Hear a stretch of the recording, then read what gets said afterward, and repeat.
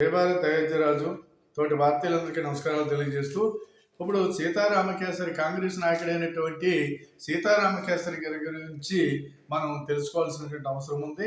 వారు ఒక దళిత నాయకుడు. పోతే సీతారామకేసరి అనేటువంటి ఆయన బీహార్ రాష్ట్రానికి చెందినటువంటి వారు.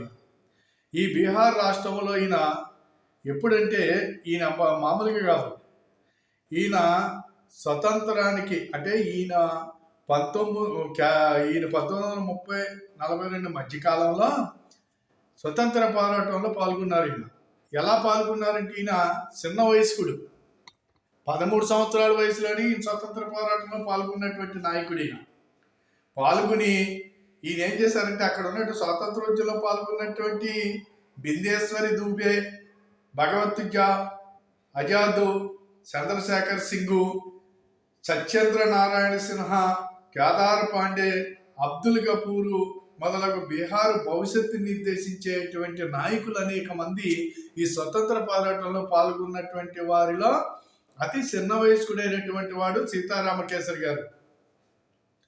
ఈయన బీహారు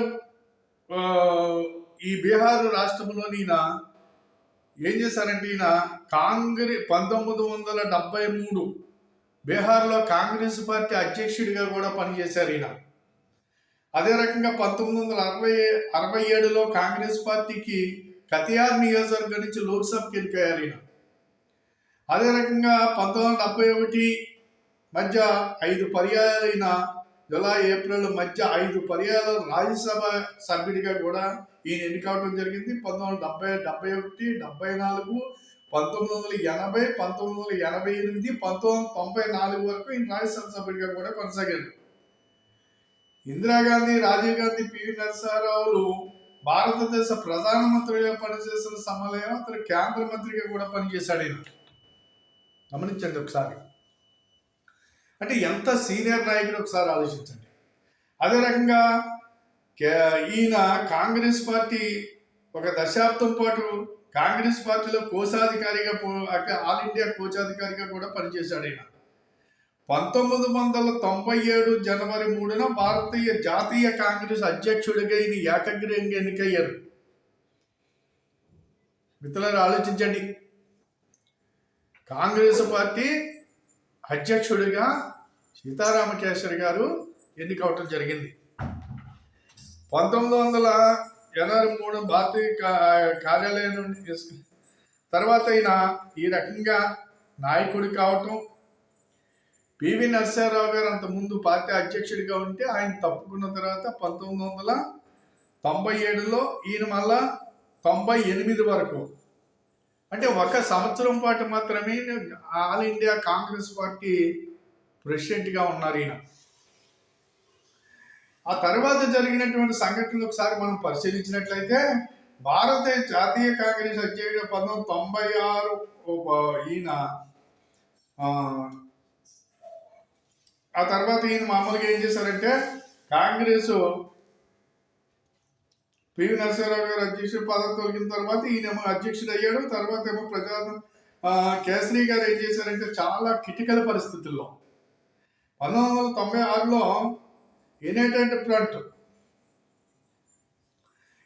ఫ్రంట్ దేవగౌడ ప్రధానమంత్రి కావటం, ఆ తర్వాత ఆయన్ని తప్పించి మళ్ళా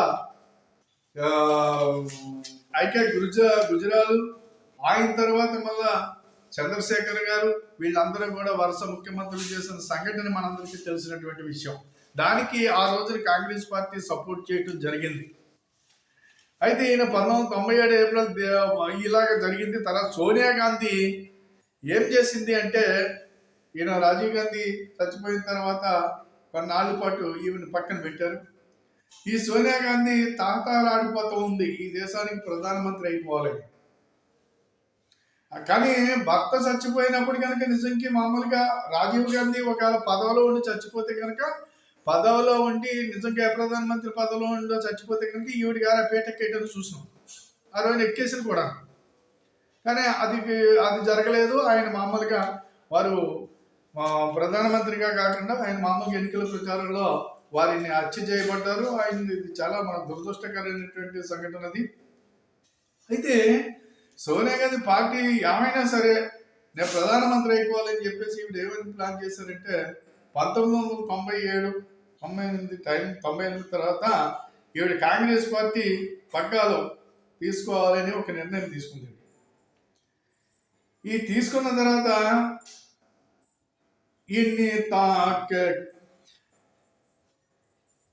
ఈ సీతారామకేసరిని 98 మార్చిలో కాంగ్రెస్ వర్కింగ్ కమిటీ పదవి నుంచి తొలగించాలని చెప్పేసి నిర్ణయించుకున్నారు. అయితే కాంగ్రెస్ పార్టీ అధ్యక్షురాలుగా సోనియా గాంధీ చేయాలని చెప్పేసి ఒక డిసైడ్ అయిపోయాడు.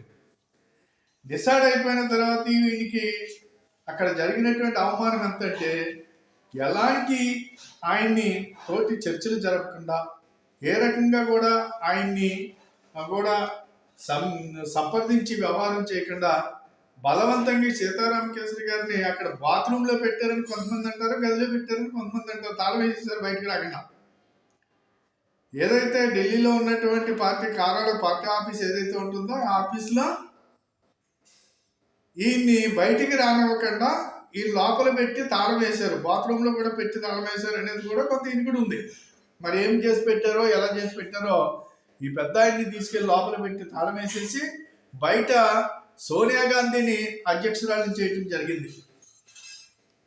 సోనియా గాంధీని అధ్యక్షురాలను చేయటం వెంటనే ఆఫీస్కు ఉన్నటువంటి బోర్డు ఎంత ఇది అంటే, ఆ రోజుని ఈ సోనియా గాంధీని అధ్యక్షురాలను చేసే దాంట్లో ప్రణబ్ ముఖర్జీ ఉన్నారు, అలాగే ప్రధానమంత్రిగా చేసినటువంటి మన్మోహన్ సింగ్ గారు ఉన్నారు. వీళ్ళందరూ కీలక పాత్ర పోషించారు. వీళ్ళందరూ సోనియా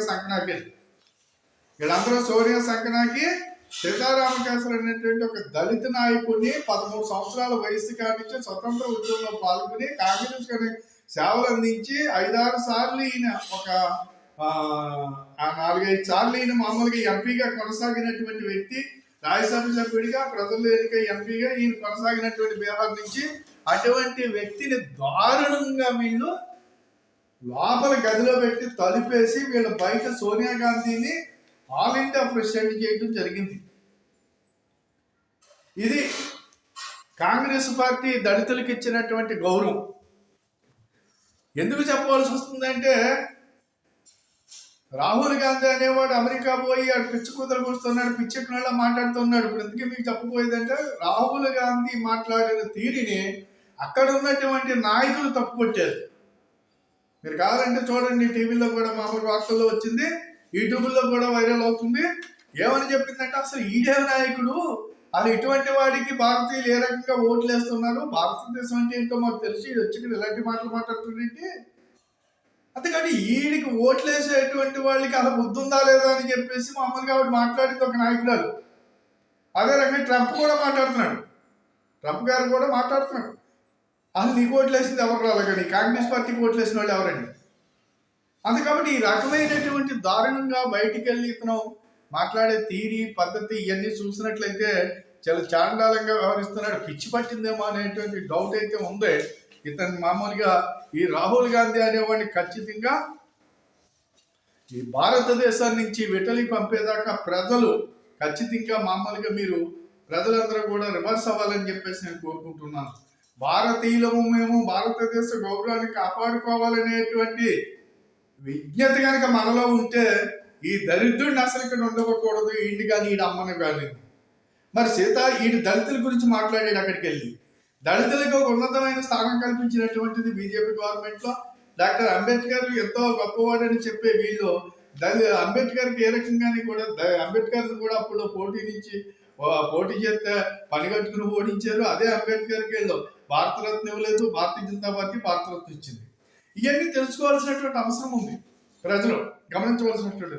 సీతారామకేసరి 13 సంవత్సరాల వయసులో ఈ దేశం కోసం, ఈ ధర్మం కోసం ఆయన పోరాటం చేసి బ్రిటిష్ వాళ్ళతోటి అనేక సార్లు జైలుకి వెళ్ళి అనేక పదవులు అనుభవించి ఈయన పార్టీ అధ్యక్షుడిగా ఉంటే ఆయన్ని గదిలో పెట్టి తాళం వేసి వీళ్ళ బయట సోనియా గాంధీ ఆ చీట్లో కూర్చుని ఇమీడియట్ గా ఆయన నేముతో ఉన్నటువంటి బోర్డును తీసేసి ఇమీడియట్ గా వీడు బోర్డు అక్కడ తగిలించడం జరిగింది. ఇది గమనించుకోవాలి భారతీయులందరూ కూడా, భారతదేశంలో ఉన్న దళితులందరూ కూడా ఇది గమనించుకోవాలి. అలా చేసిందే తర్వాత ఆయన్ని ఆ తాళం తీసి ఒక రోజు అందులో తాళం తీసి బయటికి తీసుకొచ్చిన తర్వాత ఆయన పంచి పట్టుకుని దోహతి పట్టుకుని లాగారు. ఎంత అవమానించారంటే మామూలుగా కాదు. మరి ఆ రకంగా చేసినటువంటి అప్పుడు మరి దళితులు ఏమైపోయారో నాకు అర్థం కాదు. ఆయన పంచి పట్టుకుని కూడా లాగేశారు, ఆయన దోహతి పట్టుకుని లాగేశారు అంటే ఆయన్ని ఎంత అవమానించారో. ఆ తర్వాత ఈయన 2000 సంవత్సరం నాటికి ఈయన రాజ్యసభ సభ్యత్వం పూర్తయిపోయిన తర్వాత ఈయన ఇంకా మళ్ళా ఈయన్ని కానీ ఈయన వారసుల్ని కానీ ఏ రకంగాని కూడా కాంగ్రెస్ పార్టీలోకి రానివ్వలేదు, వాళ్ళకి ఎలాంటి ప్రాధాన్యత ఇవ్వలేదు. ఇది కాంగ్రెస్ పార్టీ చేసినటువంటి కార్యము. దళితులకి కాంగ్రెస్ పార్టీ చేసినటువంటి ఘోరమైనటువంటి అవమానం. ఇది గమనించుకోవాల్సినటువంటి అవసరం ఉందనేది ఇక్కడ నేను అదే మరి నేను చెప్తున్నాను. దయచేసి ఈ వీడియో 10 మందికి షేర్ చేయండి. ఇలాంటి విషయాలు తెలియచేయవలసినటువంటి అవసరం ఉంది, దళితులు ప్రత్యేకంగా తెలుసుకోవాల్సినటువంటి అవసరం ఉందని చెప్పేసి ఈ సందర్భంగా నేను యావత్ భారతదేశంలో ఉన్న దళితులందరికీ కూడా, దళిత సోదరులందరినీ కూడా ఈ విషయాన్ని ఒకసారి మీరు పరిశీలించుకోమని చెప్పేసి నేను మిమ్మల్ని అందరినీ కోరుతూ, మరి ఈ వీడియో 10 మందికి షేర్ చేయండి, సబ్స్క్రైబ్ చేయమని చెప్పి కోరుతూ సెలవు తీసుకుంటున్నాను. జై భారత్, జై హింద్.